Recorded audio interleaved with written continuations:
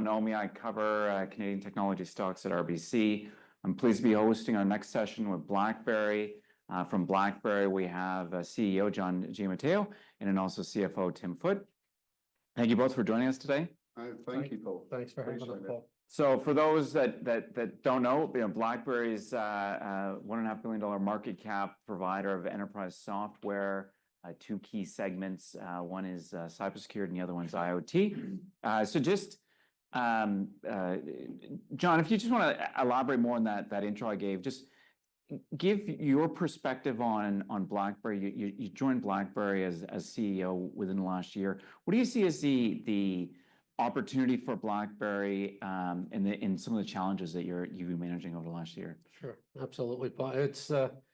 It has been a action-packed first year because we went through a leadership change, and the board gave the new leadership team, myself and Tim as our new CFO, kind of a mandate to really take a look at everything we're doing as a company and unbiased, unfiltered, double down on things that are working, pull back on things that maybe not as working as well as we'd like.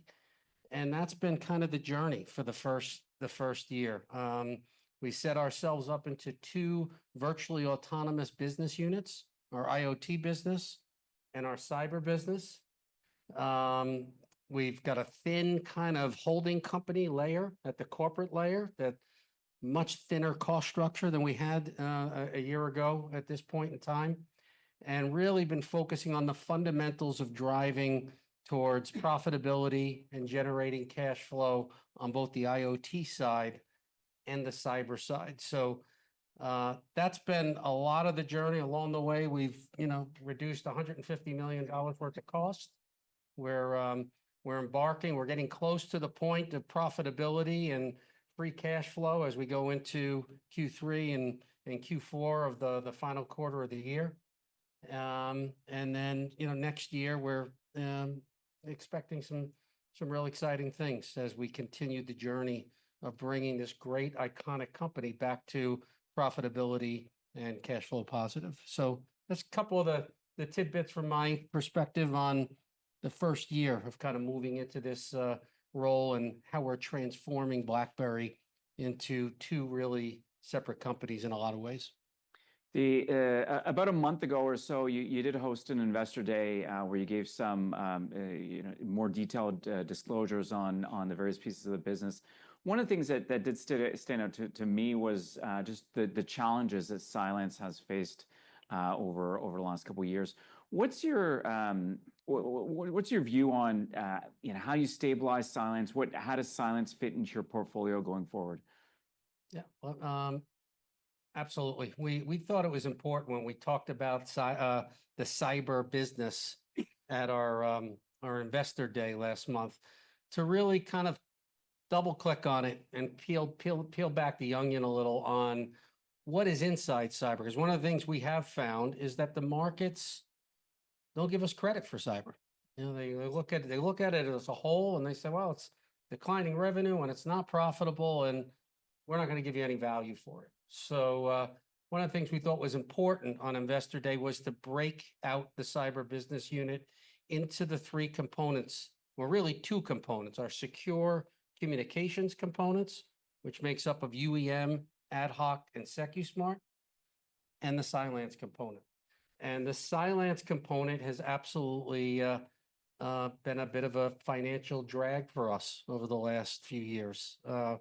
Primarily, when we acquired the company back in 2019, we were market leader in endpoint protection, AI, ML, endpoint protection capability in 2019 when we acquired the company. The market in 2020 timeframe took a 180-degree turn towards EDR. Endpoint protection was nice, but endpoint detection and response, a comprehensive EDR platform, was really where the market kind of shifted to. And you've seen the strong EDR players have benefited from that. And the endpoint players were like us, we're stuck trying to catch up. So we were investing heavily to try to build out an EDR capability, which takes a long time. It gets you to a point where you're always trying to catch your competitor. So for all those reasons, we never really got to the scale that we were hoping to get to with Cylance. Requires a significant amount of investment. You need to get to scale to really get the payback on that investment. And as we've looked at where we should be allocating capital going forward, I think Tim and I, as kind of the new leadership team, said this is probably an area where we need to pull back from. We need to streamline our costs further. It's a consolidating marketplace. There's a lot of different opportunities that could come our way as the market tends to consolidate in the endpoint protection. So minimizing the cash burn. You take the Cylance business out, the rest of the cyber business, it's stable, it's profitable, it generates cash. So I will tell you, Tim and I got conviction about taking care of the Cylance problem one way or the other over the course of the next year. Yeah, and it's actually really interesting, just to add on top here, if I may, that to John's point, the consideration that the entire cyber division is a zero, ex Cylance, which is around about approximately a quarter of the revenue. Take that out, the bulk of that division is actually generating around about 20% EBITDA margins, which is actually very solid. So far from being a zero, we actually see significant value in that side of the business. Well, on that point about being a zero, I think there is an overhang on the stock related to Cylance. So then the question is it a primary strategy to improve the fundamentals of Cylance, like stabilize it, have it get to break even, or would you consider divesting it, selling it, like to sort of eliminate the problem per se? I think they're simultaneous. We announced back in October at the Investor Day that we're going to streamline our cost structure and try to narrow. We've already started that. We've already taken actions over the course of the last 4 weeks to reduce that cost structure. So we're absolutely going to do that.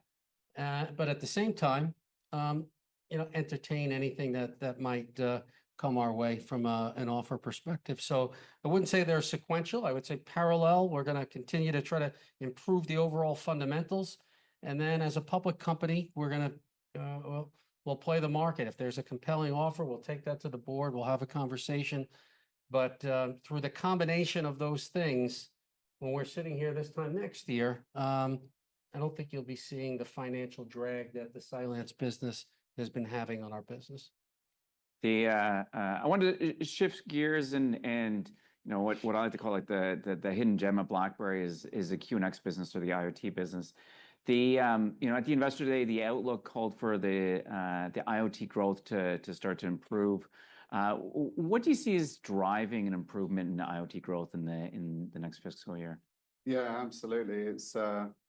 I couldn't agree more. It is really a gem in the portfolio. It's a very strong business, very strong competitive moat, and it's being propelled forward by very strong secular tailwinds. And really that growth, Paul, is the result of a lot of design wins that we've been accumulating over the last couple of years. So we've been talking about, record levels of backlog that we've been adding.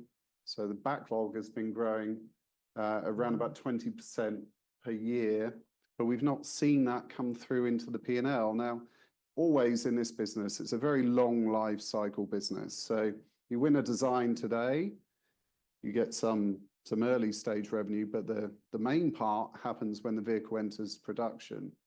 And that can be a 2-3 year lag. So we've got actually a pretty good line of sight to a solid royalty revenue stream coming out of that $815 million backlog that we've been building up over the last few years. So I'd say that's what gives us the visibility into giving that guidance.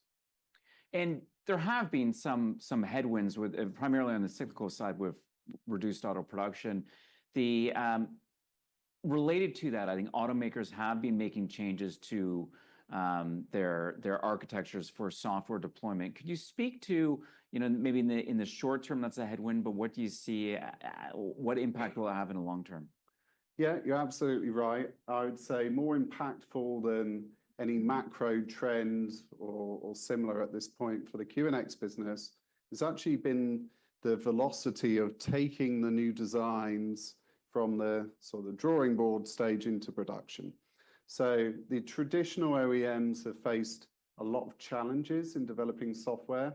It's a Herculean task for people whose fundamental skill set has been bending metal to suddenly be required to be software companies almost overnight.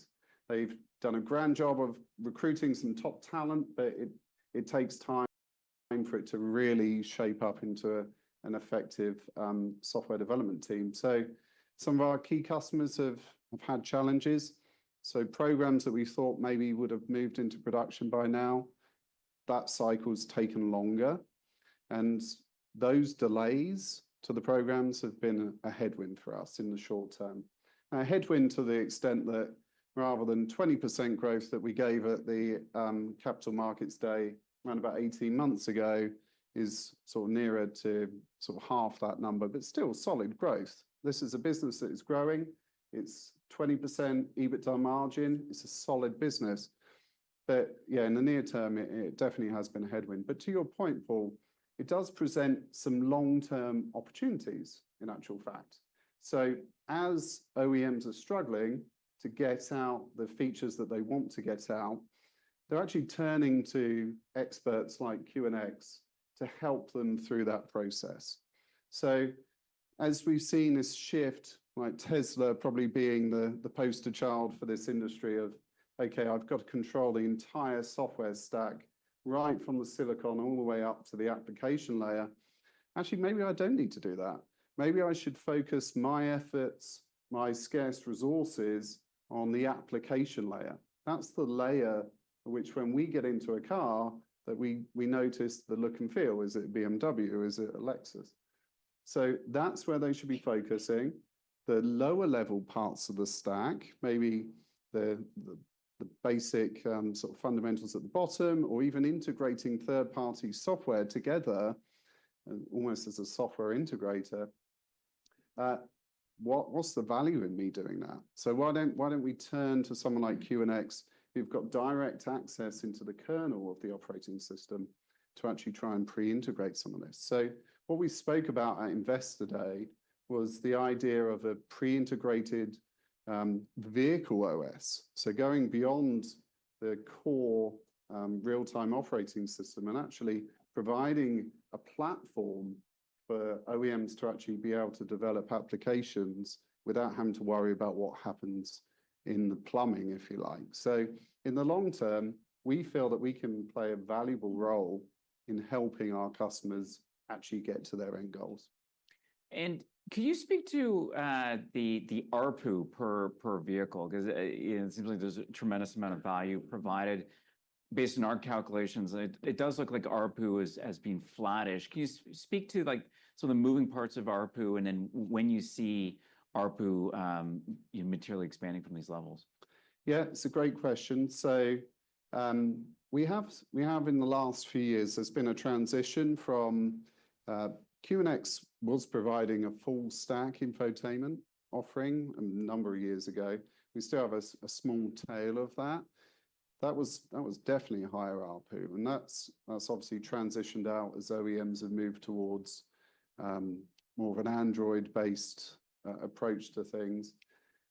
So that's left us with ramping up the core products that we have now, which is the real-time operating system, the hypervisor, and our middleware offerings. So over time, we're definitely seeing increased number of instances. So we talk about more sockets. So QNX being in more domains in the car and adding more layers as well. So going beyond just selling the bare bones operating system, but adding things like sensor frameworks, libraries, this type of thing. So you're quite right. There's been a bit of a transition, which may have sort of held ARPU relatively flat. There have been some delays that we've spoken about in programs. But directionally speaking, we feel very confident that the amount of QNX content in every car is going up. And do you see that with like the design wins that you're having in automotive, is that there are being more end-to-end or all-encompassing across more the sockets and the layers? Yeah, so certainly the designs we're winning, we're seeing, I mentioned strong secular tailwinds propelling this business. What we're seeing is the industry is moving towards QNX right now, to be frank. So the leading edge is the digital cockpit. We're very, very strong, have a very dominant position. Next up is ADAS, which in the past, even if cars had safety systems in there, they could be quite fragmented. So you could have a single chip powering blind spot detection, another chip powering the lane keep assist and so on. You don't need QNX when you've got these small powered chips. As they're consolidating into domains, we're now seeing QNX come into its own. And what OEMs are doing is they're trying to roll out some of these systems to right across the range. So not only within a brand in the different trim levels, but actually across all of their brands. So we're seeing a much bigger content, but also the scale of the design, how it's being applied in terms of number of vehicles, that's growing as well. Could you speak to also in the QNX or IoT segment, the IV? I think more recently you're seeing slower pipeline, I think, for IV, just given the delays in the industry. Can you elaborate on that and what exactly you're seeing with IV relative to what you're seeing with vehicles? Yeah, so IV, just to recap, is an exciting opportunity for OEMs to capture the data within the vehicle. So this goes beyond an operating system, which is used as the foundation for a software stack. This is about gathering sensor data, system data, turning that into meaningful insights at the edge, and then sharing either in the car or into the cloud. This is a new product. So this is stuff that people have not been doing before, certainly not this way. So as OEMs have been struggling just to do the basics for them in terms of their roadmap, if they're focused on, I've got to get out a new version of my digital cockpit, I've got to get out, you know, this consolidated ADAS functionality, that's where they're applying all of their efforts. So something like Ivy, which is a net new product, it's a, you know, I wouldn't say nice to have, but it's kind of nice to have. It takes a slightly second seat to those other priorities. So definitely it's been slower traction than we've seen in the past, but I mentioned the vehicle platform. We actually see that Ivy could quite easily be pre-integrated into that offering. So it's already in there, and it kind of, all the heavy lifting of bringing a new product into the vehicle could be taken away, and we just provide it in that form as well. So that's another option for Ivy. One of the disclosures from the Investor Day is with the segmenting the financials. You can see that the IoT segment is profitable. You know, I mean, you mentioned that it was above the Rule of 40 when you include growth and margins. What are you know, it seems like it has the right balance of growth and profitability. What are key investments that you're making to help sustain and accelerate the IoT growth going forward? So ultimately, we've been investing for a little while now. So we've been running R&D at a very healthy level of revenue. It's around about 30%. And case in point, at CES this year, we announced the launch of a number of flagship products. So our core operating system, we launched the next version, SDP 8.0, which has got incredibly advanced levels of performance. So not only safety, but performance. We launched QNX Sound, which is another middleware offering, which allows for software-defined audio experiences that negates the need for expensive, heavy physical hardware for audio. Ivy, we've been investing in Ivy, and there's a bunch of other things as well. So we've already been in an investment phase. We continue to remain in an investment phase because we see such a huge opportunity here. Not only in automotive, we love automotive, and we talk a lot about automotive, but QNX has a lot of near adjacencies that, frankly speaking, Paul, we've been in, but we could be in much more heavily than we are. And by that, you mean the GEM, like the...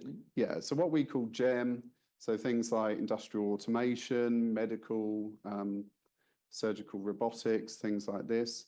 These are also edge devices with a lot of compute and also a lot of safety critical applications. If you've got surgical robotics, it better work every single time, just like adaptive cruise control better work every single time.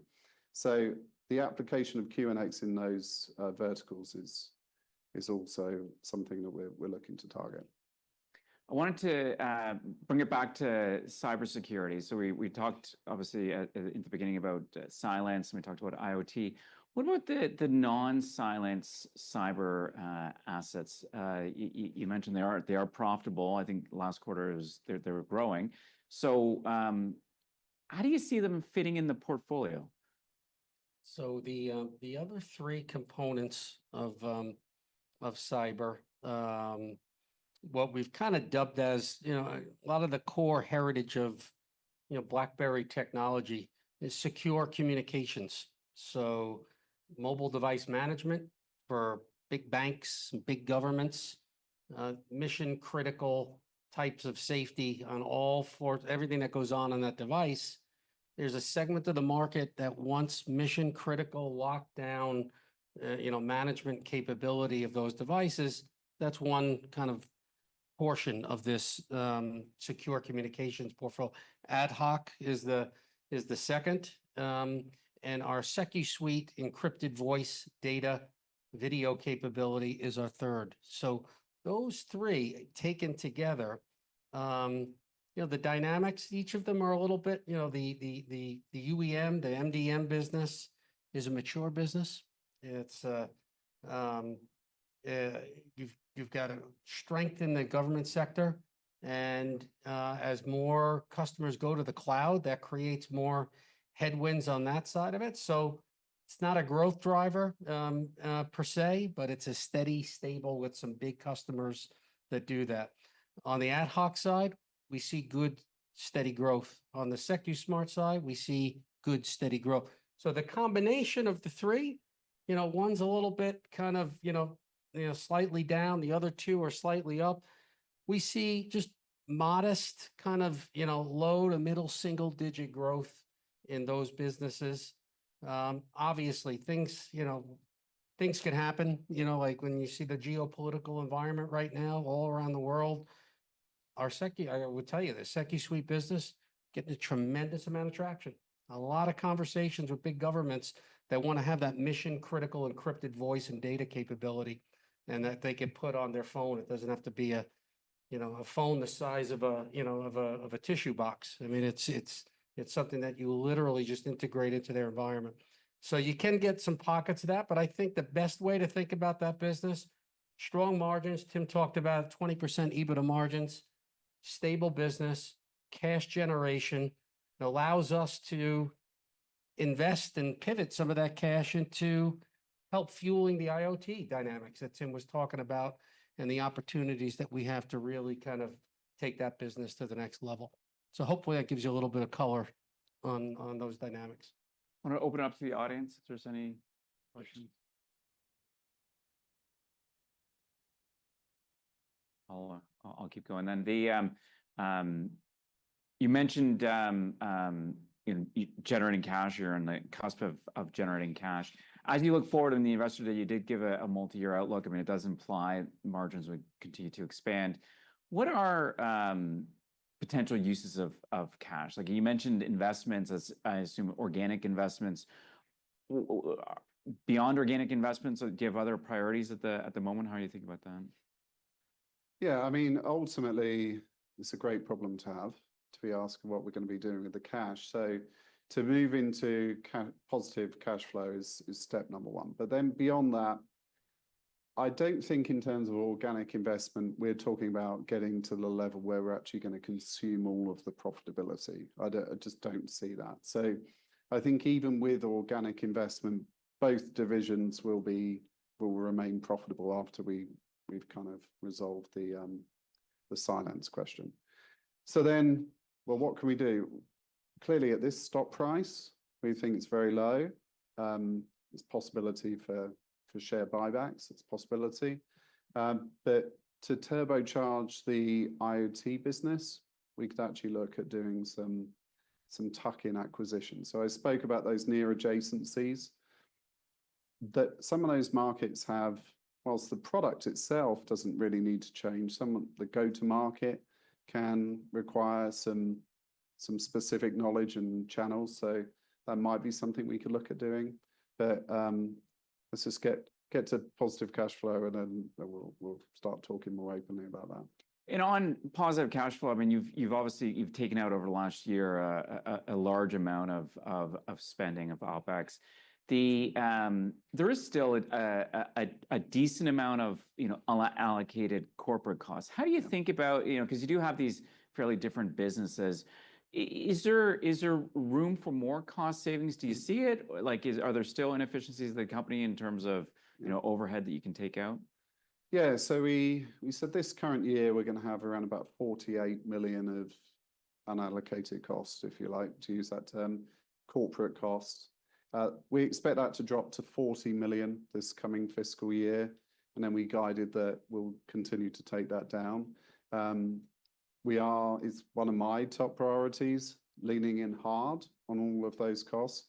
I mean, we've done so much. Like John says, 135 million in the first year, taken out of the cost run rate. At the same time, the fundamentals of the business are actually better.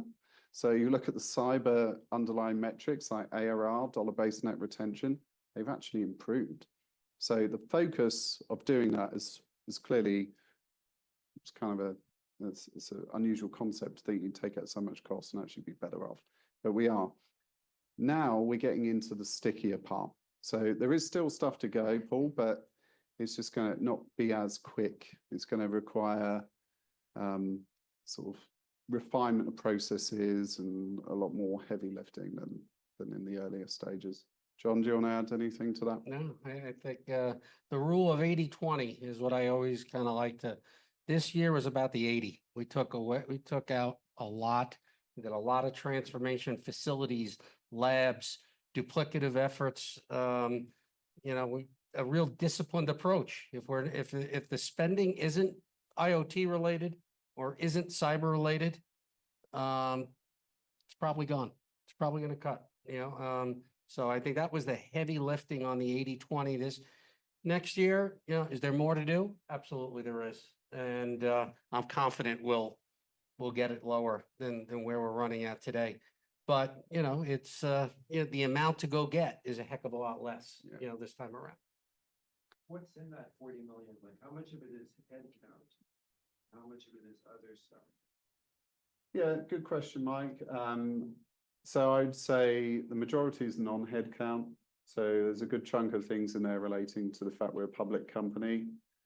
So you've got things like listing fees, you got the proxy mailing, insurance, stuff like this. So I'd say that's the lion's share of it.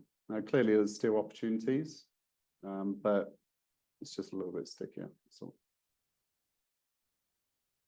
And we just have a minute or so left. A closing open-ended question.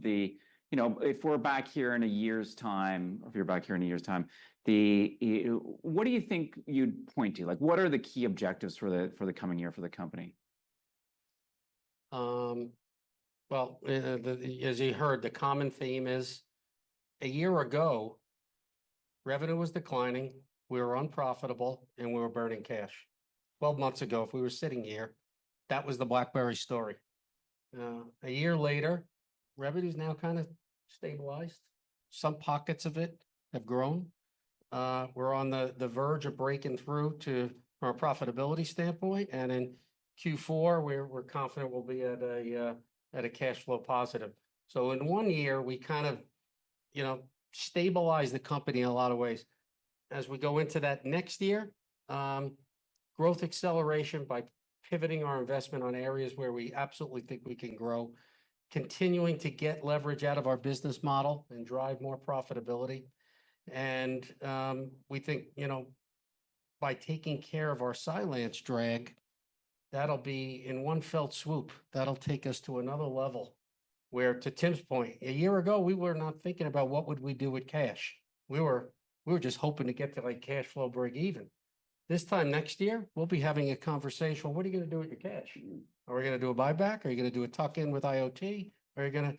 So that's what I would look for is the good problem of what we're going to do with our cash, getting, stable to profitability by taking care of our Cylance and pockets of growth. I'm not going to sit here and say, oh, it's going to be IoT. We know that's a good growth trajectory, although there are some dynamics that just industry-wide we kind of need to navigate. And on the cyber side, we've got pockets of opportunities there, but really more stability and profitability on the cyber side. All those things combined, I think we're pretty confident it's not going to be a $2.35 stock price when we're sitting here a year from now, because the fundamentals of the company has really changed in a very fundamental way. All right. Well, I want to thank you both for being here. Thank you, Paul. Thanks for coming.